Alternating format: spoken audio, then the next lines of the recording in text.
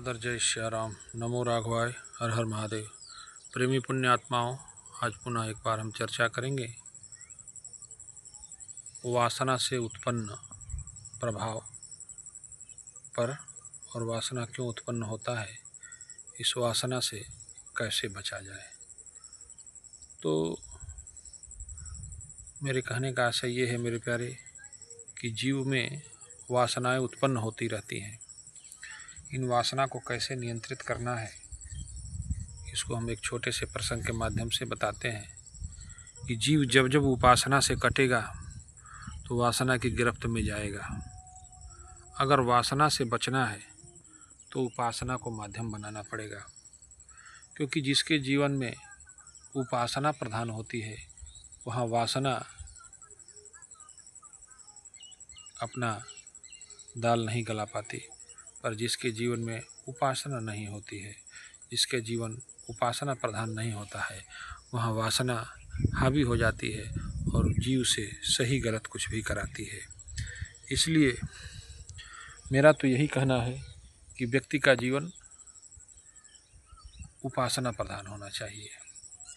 अब एक छोटा दृष्टांत आपको हम देते हैं कि भगवान राम जब पंचवटी में बैठे होते हैं माँ जानकी और लक्ष्मण के साथ, तो वहाँ वासना का प्रचंड वेग फुल पावर लेकर के सूर्पनखा आती है।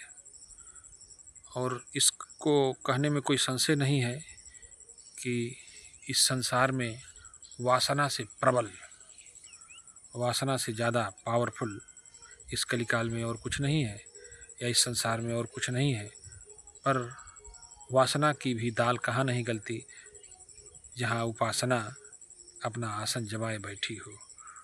तो सूर्पनखा आई है वासना से युक्त, उसने स्वरूप बनाया रूपवती का, सुंदरी का। छलने आई, ठगने आई। पर देखो, जब वासना राम जी के सामने आई तो वासना की दाल राम जी के सामने क्यों नहीं गल पाई। तो इसका एक ही कारण था, क्योंकि राम जी की दृष्टि उपासना में स्थित थी। गोस्वामी तुलसीदास जी की लेखनी का आश्रय लिया जाए तो गोस्वामी जी कहते हैं कि जब सूर्पनखा ने राम जी से कहा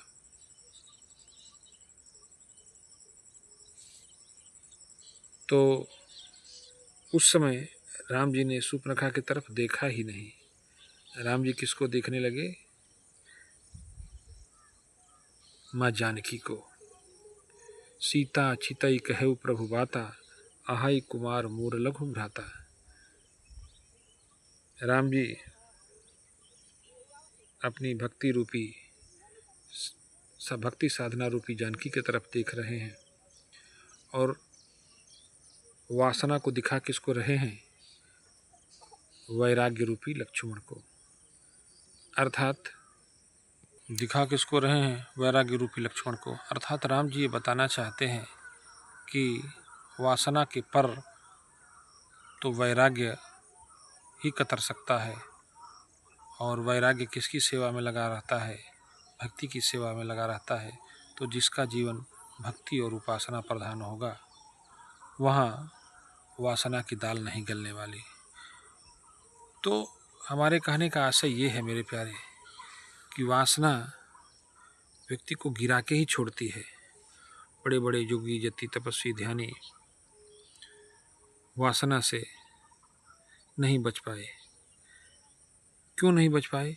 क्योंकि राम जी के दिए गए सूत्र का पालन नहीं किया उन्होंने। अगर उनकी दृष्टि, उनका चित्त, उनका चिंतन अपनी उपासना पर होता तो ये वासना अपना नाक कान कटवा के जाती। इसलिए जिस व्यक्ति के जीवन में उपासना प्रधान होती है वहाँ वासना उस व्यक्ति का कुछ भी नहीं बिगाड़ पाती। इसलिए मेरे प्यारे, जीवन में सत्य को, जीवन में सत्कर्म को, जीवन में भक्ति को और जीवन में उपासना को महत्व दिया जाए।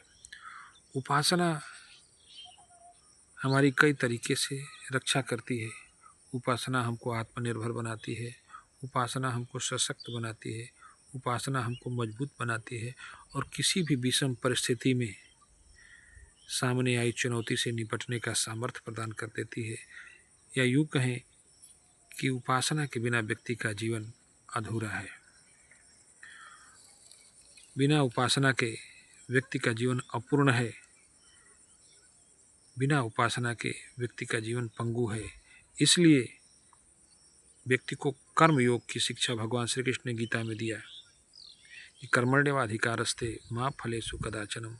कर्म करो, उपासना करो, साधना करो। पर आज व्यक्ति का जीवन दुर्भाग्य के साथ, अफसोस के साथ कहना पड़ रहा है कि आज व्यक्ति का जीवन साधन प्रधान हो गया है। और व्यक्ति के जीवन में जब साधनों की प्रधानता हो जाती है तो साधना पीछे छूट जाती है। और जब साधना पीछे छूट जाती है तो व्यक्ति का जीवन बहुत दुरूह, बहुत कठिन हो जाता है और पग पग पर व्यक्ति को चुनौतियों का सामना करना पड़ता है। और साधनाहीन होने के कारण ये साधन उसके दुखों को दूर नहीं कर पाते। इसलिए आप सबसे प्रार्थना है कि जीवन को साधना युक्त रखिए, जीवन को तप युक्त रखिए, जीवन को उपासना युक्त रखिए। ये जीवन में उपासना कभी भी आपके चरित्र पर दाग नहीं लगने देगी। ये जीवन की उपासना कभी भी आपको गिरने नहीं देगी। ये जीवन की उपासना कभी भी आपका पतन नहीं होने देगी। ये जीवन की उपासना आपके जीवन की कीर्ति स्तंभ बनेगी। बस इन्हीं चंद बातों के साथ आज अपनी वाणी को विराम। कल पुनः मिलेंगे एक नए अंश के साथ। तब तक के लिए सादर जय श्याराम। नमो राघवाय। हर हर महादेव।